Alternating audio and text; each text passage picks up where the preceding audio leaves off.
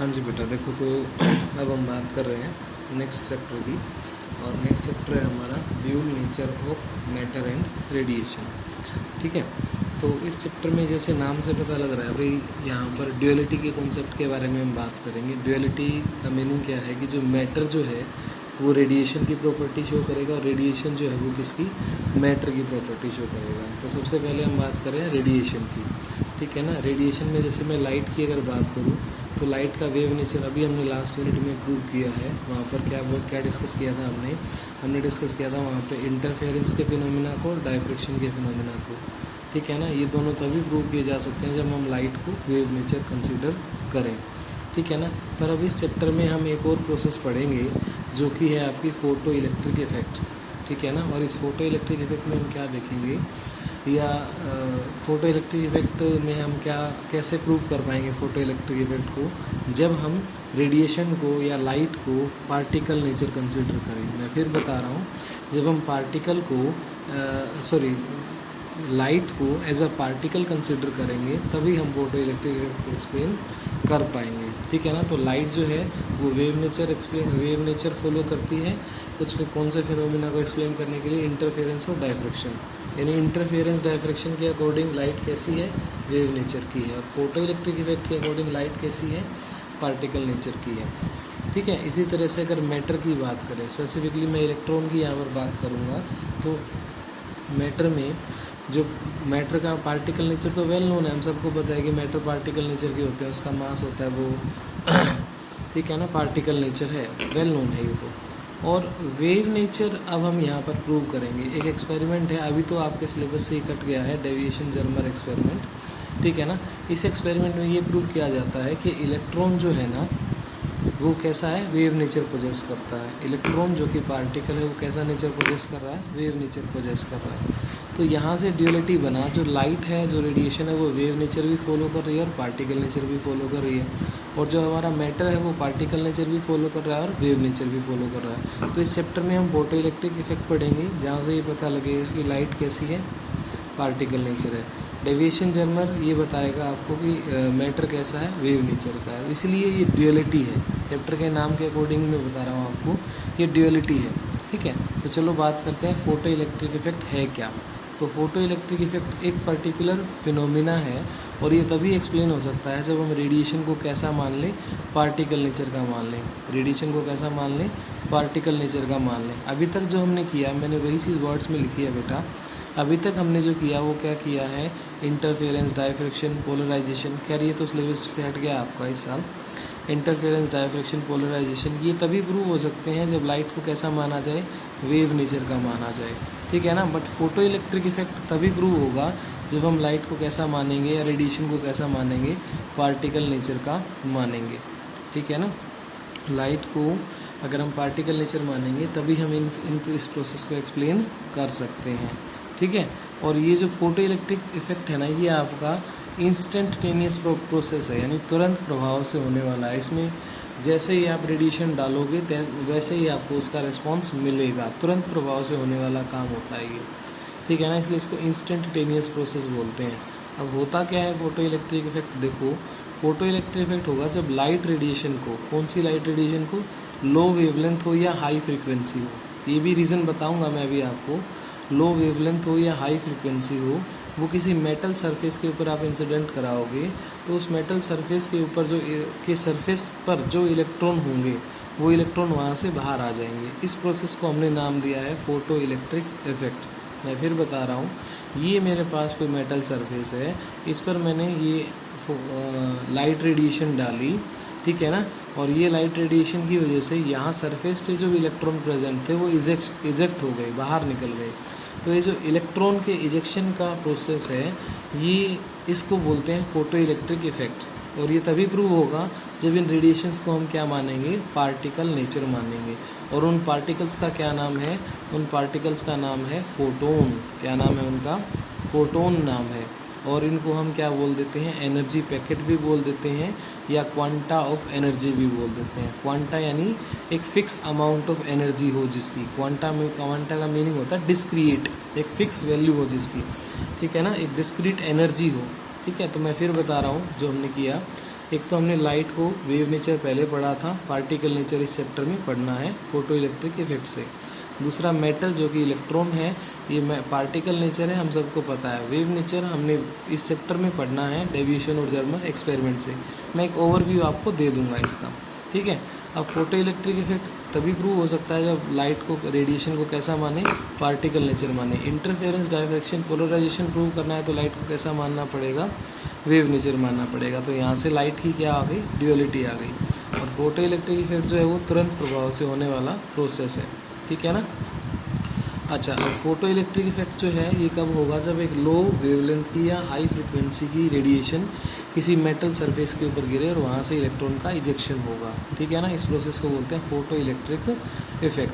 और ये जो पार्टिकल्स, ये जो रेडिएशन डाली, इस रेडिएशन में पैकेट्स ऑफ एनर्जी आ रहे हैं। इस रेडिएशन में क्या आ रहे हैं, पैकेट्स ऑफ एनर्जी आ रहे हैं। उन पार्टिकल्स को जो कि पैकेट्स ऑफ एनर्जी हैं, उन पार्टिकल्स का क्या नाम है, फोटोन। एनर्जी पैकेट्स या क्वांटा ऑफ एनर्जी, जिसकी अपनी कोई डिस्क्रीट अमाउंट ऑफ एनर्जी हो, ठीक है। चलो नेक्स्ट पर आते हैं। अब हम इन फोटोन्स के बारे में बात करेंगे कि इन फोटोन्स की प्रॉपर्टी क्या क्या है, ठीक है। तो पहली प्रॉपर्टी है फोटोन की कि रेस्ट मास ऑफ फोटोन 0 होता है, ठीक है ना। यानी रेस्ट पर अब फोटोन होगा तो उसका मास कितना होगा, 0 होगा। न्यूटोनियन मैकेनिक्स आपकी यहाँ पर अप्लीकेबल नहीं है, ठीक है। न्यूटोनियन जो भी आपने मैकेनिक्स पढ़ी है वो यहाँ पर अप्लीकेबल नहीं है। इसकी स्पीड कितनी होती है, स्पीड ऑफ लाइट के बराबर होती है। चार्जलेस होता है, अनअफेक्टेड होता है, अनडेविएटेड होता है। यानी इसका अपना कोई चार्ज नहीं होता। इसको इलेक्ट्रिक फील्ड में रख दोगे, मैग्नेटिक फील्ड में रख दोगे, इसके पाथ में कोई फ़र्क नहीं पड़ेगा। अनअफेक्टेड है, अनडेविएटेड है, कहाँ पर, इलेक्ट्रिक फील्ड और मैग्नेटिक फील्ड में। अब ये जो दो इक्वेशन बता रहा हूँ आपको, इनको बड़ा ध्यान से समझ लो, बहुत इंपॉर्टेंट है ये, आपको एज इट इज़ लर्न करनी है बेटा। एनर्जी ऑफ फोटोन कितना होता है, E is equal to h new.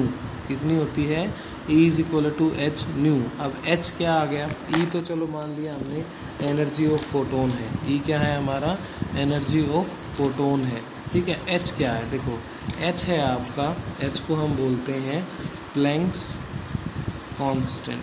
क्या बोलते हैं, प्लैंक्स कांस्टेंट। इसकी वैल्यू होती है 6.64 इंटू 10⁻⁻34 जूल सेकेंड। ये हमारा क्या है, प्लैंक्स कांस्टेंट है H, ठीक है ना। ये प्लैंक्स साइंटिस्ट के नाम पे इसका कांस्टेंट का नाम रखा गया है, ठीक है ना।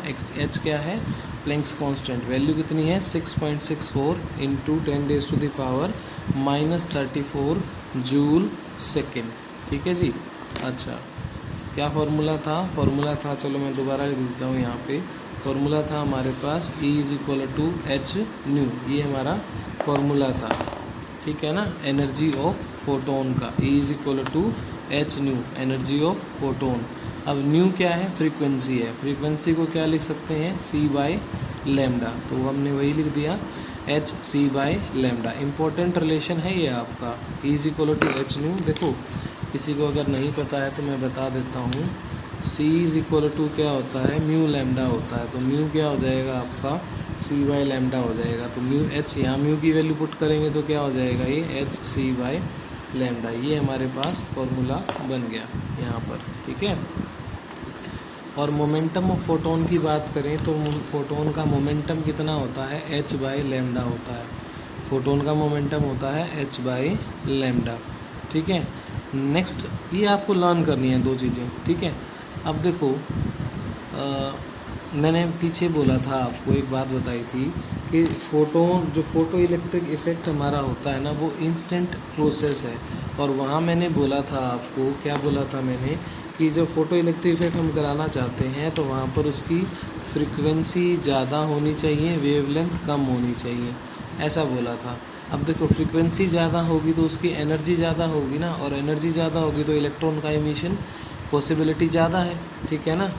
और वेवलेंथ कम होगी तो वेवलेंथ के इन्वर्सली प्रोपोर्शनल है। देखो इसी फॉर्मूले में HC बाय लैम्डा, अगर वेवलेंथ कम है तो एनर्जी क्या है, ज़्यादा है। इसलिए जो हमने लास्ट पेज पे डिस्कशन किया था ना ये देखो, ये मैं आपको दिखाता हूँ। यहाँ हमने ये देखो, यहाँ हमने लिखा था कि लो वेवलेंथ और हाई फ्रीक्वेंसी। इसका रीज़न यही है, ठीक है ना, क्योंकि एनर्जी जो है फोटोन की वो फ्रीक्वेंसी के डायरेक्टली प्रोपोर्शनल होती है और वेवलेंथ के इन्वर्सली प्रोपोर्शनल होती है, ठीक है ना। ये देखो, फ्रीक्वेंसी के डायरेक्टली प्रोपोर्शनल है और वेवलेंथ के इन्वर्सली प्रोपोर्शनल है, ठीक है।